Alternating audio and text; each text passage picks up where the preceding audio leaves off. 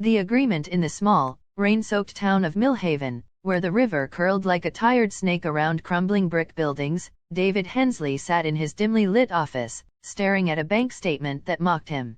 At 42, he was a man of quiet wealth, built from years of shrewd investments in local real estate. But money couldn't buy what he wanted most, a child. Years of tests, treatments, and heartbreak with his wife, Clara, had left him with a diagnosis of infertility that felt like a personal betrayal. The doctors were kind but blunt. His body couldn't give life. Clara had left 2 years ago, unable to bear the silence of their empty home. Now, David lived alone, his days filled with numbers and his nights with longing. Across town, in a cramped apartment above a laundromat, Sophie Carter was drowning.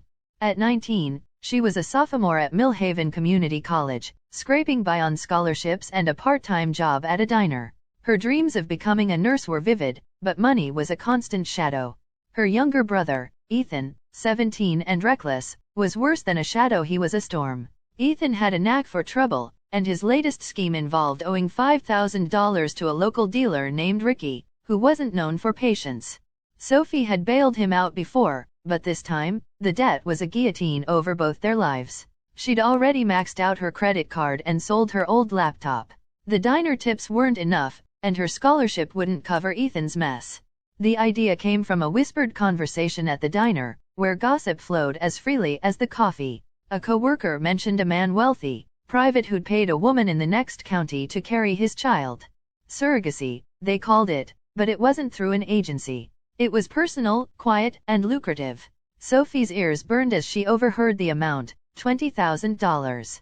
Enough to pay off Ethan's debt, cover her tuition, and maybe even give her a cushion to breathe. She asked for the man's name. David Hensley. David wasn't hard to find. His real estate office sat at the edge of town, a modest building with a sign that read Hensley Properties. Sophie stood outside for 10 minutes, her sneakers soaked from the drizzle, before working up the nerve to knock. When David opened the door, he looked tired, his graying hair mussed, his eyes carrying a weight she recognized: desperation. Just like hers. I heard you might need someone, Sophie said, her voice unsteady. For a baby. I need money. For school. And my brother. David's face tightened. He'd had inquiries before, opportunists, mostly, but none as young or earnest as Sophie. He invited her in, and they sat across from each other at a cluttered desk.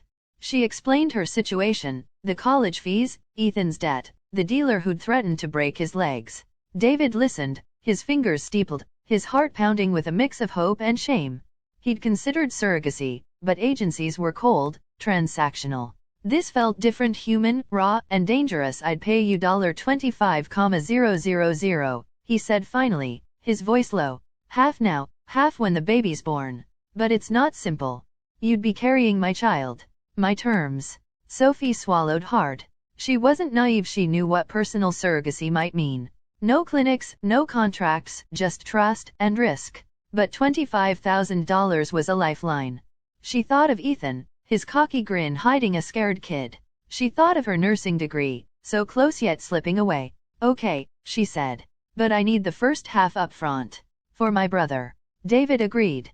He wrote a check for $12,500, his hand trembling.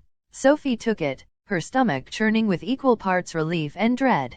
They set ground rules: no contact outside their arrangement, regular doctor visits, and absolute secrecy. David didn't want a scandal, and Sophie didn't want her life dissected by Millhaven's gossip mill. The process was awkward, clinical in its intimacy. David rented a small cabin outside town for their meetings, a place where no one would ask questions.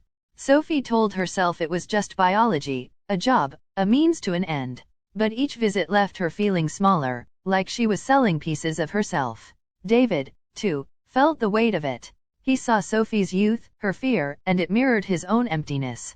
He wanted a child, not a transaction, but this was the closest he could get. Weeks turned to months, and Sophie's pregnancy test came back positive. She cried in her bathroom, not sure if it was relief or regret.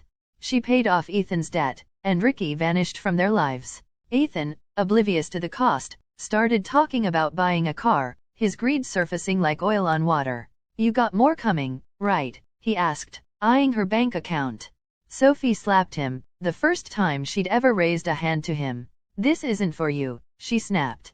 But Ethan's eyes stayed hungry. As Sophie's belly grew, so did her doubts. She'd see David at checkups, his face softening when he heard the heartbeat, and she wondered what kind of father he'd be. Kind? Distant? Desperate? She started to feel the baby as more than a deal, a life, her life, at least for now. At night, she'd lie awake, wondering if she could hand over this child for $12,500 more. David, too, was unraveling. He'd built a nursery in his house, painted it blue, and bought a crib he assembled himself. But he couldn't shake the image of Sophie's tired eyes, her thin frame carrying his dream. He started slipping extra money into her account, $500 here, $1,000 there, telling himself it was for her health, for the baby. Really, it was guilt.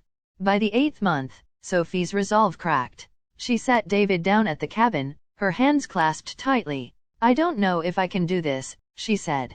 Give her up. It's a girl, David. I feel her. Her voice broke, and David's heart sank. He'd prepared for this moment, dreaded it. He could fight her, legally or otherwise, but he saw the truth in her eyes. She wasn't just a vessel. She was a mother. I'll double the payment, he offered, hating himself for it. $50,000. You can finish school, get Ethan out of trouble for good. Sophie shook her head. It's not about the money anymore. But it was, in part. She thought of Ethan, who'd already spent half the first payment on a motorcycle. She thought of her nursing degree, still 2 years away. She thought of the baby girl kicking inside her. In the end, they struck a new deal. Sophie would keep custody, but David would have visitation rights, like a father. He'd pay for her education, no strings attached, and set up a trust for the child. Ethan, furious at the lost money, stormed out of Sophie's life, chasing his next bad idea. Sophie graduated 3 years later, a nurse with a toddler who called her mama and David Dada. David never married again, but he found purpose in his daughter's laughter, even if it wasn't the family he'd imagined. Millhaven whispered about them, as small towns do, but Sophie and David let the rumors fade. They'd both paid a price, her youth, his pride, but they'd built something fragile and real, a family born from desperation, not love, but growing toward it all the same. This story aims to balance the emotional complexity of the situation while keeping the narrative concise and engaging. If you'd like adjustments, example a different tone, more focus on a specific character, or a shorter/longer version, let me know. Please